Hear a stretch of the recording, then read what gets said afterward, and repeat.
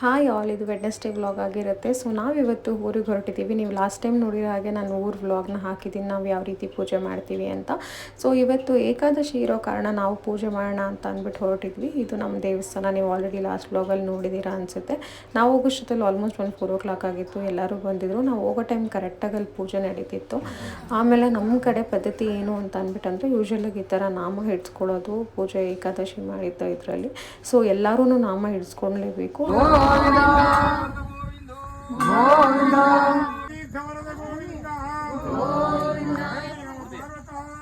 So ಪೂಜೆ ಎಲ್ಲ ಮುಗಿದ್ಮೇಲೆ ಅಲ್ಲೇ ದೇವಸ್ಥಾನ ಹತ್ರನೇ ಊಟ ಬಡಿಸ್ಕೊಂಡು ತಿಂದ್ವಿ ಎಲ್ಲರೂ. ನಾವು ಹೋಗೋಷ್ಟೊತ್ತಲ್ಲಿ ನಮ್ಮ ಅಕ್ಕ, ನಮ್ಮ ಅಜ್ಜಿಯವರೆಲ್ಲರೂ ಊಟ ರೆಡಿ ಮಾಡಿದರು.